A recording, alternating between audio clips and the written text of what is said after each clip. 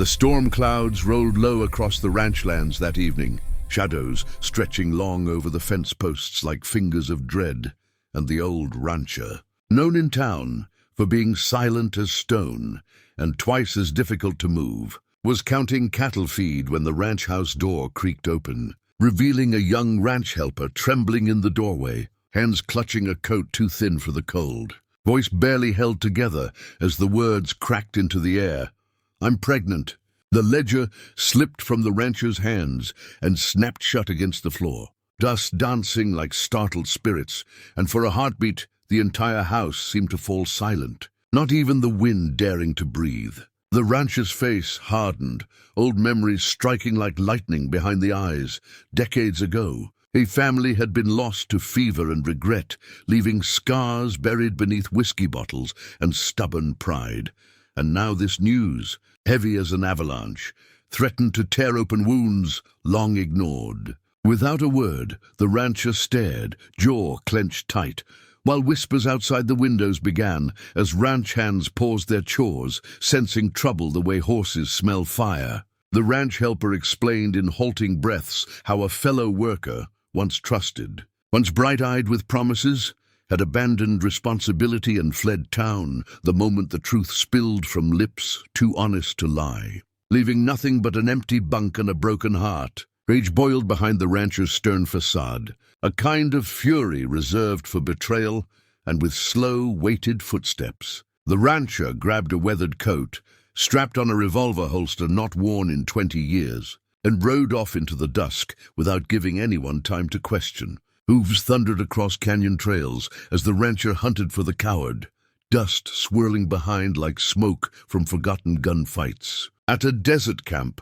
the runaway sat laughing with thieves about how trouble had been left behind, like trash on a porch, and the rancher's patience snapped. The fleeing father bolted, eyes wide with guilt, but the rancher tackled him into the dirt, fists clenched, demanding he face what he created. Gunfire erupted from the thieves as they drew their weapons, bullets screaming into the canyon walls. And the rancher fired warning shots, old hands steady as the day they once protected this land, sending the criminals scrambling into shadow. The sheriff arrived and hauled the runaway away, though no law could make a heart responsible, and the rancher returned home battered, ribs aching, coat torn, eyes heavy with something more than exhaustion. Days passed, tension strangling the halls of the ranch house. Gossip spread through the barn like wildfire, as some workers whispered that trouble should be thrown out into the dirt, while others dared not speak at all. But the rancher, now calmer, shock drawing into acceptance, told the trembling helper they could remain not as a burden, but as someone under protection, and the news echoed through the ranch, confusing those who thought the rancher had a heart carved of rock. The ranch grew alive with preparation, healthier meals in the kitchen, softer blankets laid on bunks, nightly checks to ensure safety. And the ranch helper watched the rancher from the corner of tired eyes, wondering how a person so closed off could act so fiercely when everything looked lost. As months crawled by, the helper's strength faltered some mornings, nausea stealing breath, but the rancher was always there with herbal tea made from desert sage and stories of the old days, tales of fairness, family, and how trust was rarer than gold in this land of dust. One night, under lantern glow, thunder cracked and hail struck windows like fists, and labor pains gripped the helper with violent waves.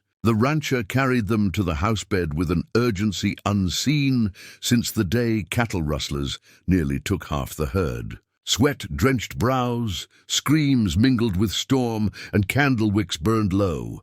The rancher paced, praying softly to a heaven once abandoned, until finally the wail of new life burst through thunder's roar. The newborn arrived small but fierce, hands gripping the quilt stitched decades ago by hands now gone, and when the rancher held the child, ancient grief softened, flooding out like water from a broken dam. The townsfolk came days later, judgment heavy, muttering about impropriety and shame, but the rancher stood on the porch like an oak tree, built against storms, and declared that family is defined by who stays, not who runs. As seasons turned, the helper healed, learning to train horses and mend fences from the rancher, who taught with patience forged from regret. The child grew among cattle and laughter, loved by every worker who passed through.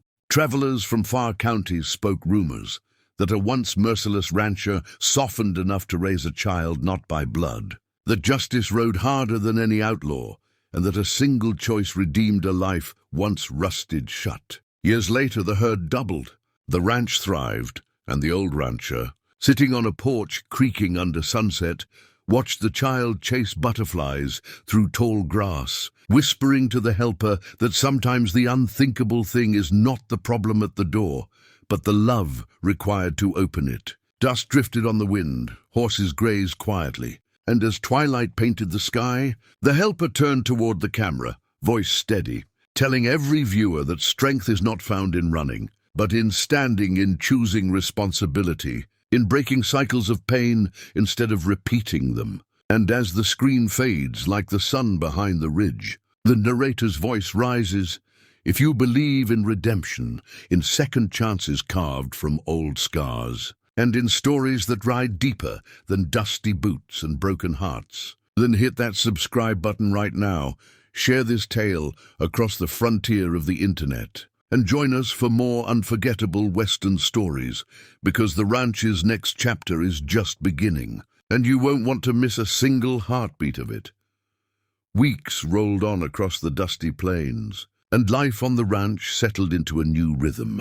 Yet a quiet tension curled beneath it like a snake waiting to strike. The old rancher rose before sunrise, checking fences and counting cattle, while the young parent balanced chores with caring for the newborn, often humming lullabies that drifted softly through the wooden halls. Some ranch hands still whispered in shaded corners, jealous of the attention and respect suddenly offered to the small family, believing favoritism now ruled the ranch. One evening, a stranger rode in from the north, cloak torn, eyes sharp, claiming he carried news of the runaway who abandoned responsibility. The stranger warned that the coward had joined a gang, plotting to steal cattle under cover of night, seeking revenge for being dragged before the sheriff. The rancher's jaw tightened, old instincts flaring like sparks in dry grass. That night, lanterns flickered across the yard as riders in black approached the livestock pens, ropes swinging, shadows crawling like wolves. The rancher burst from the house, shotgun booming into the air, the sound splitting silence like a thunderclap.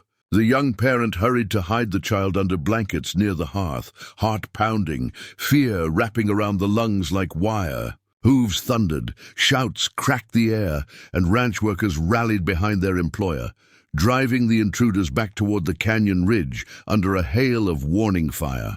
At dawn, the yard stank of trampled dirt and broken plans, but no cattle were lost. Exhausted, the rancher found the young parent cradling the child, shaking not from fear but from relief, and something unspoken passed between them. Trust deeper than blood. As the sun climbed, workers apologized for their whispers, realizing loyalty mattered more than gossip. The rancher placed a gentle hand on the newborn's head, whispering that courage would always be protected here. Turning to the camera as dusk settled once more, the young parent urged viewers to subscribe for the next chapter because danger was not done stalking these plains, and the frontier never sleeps.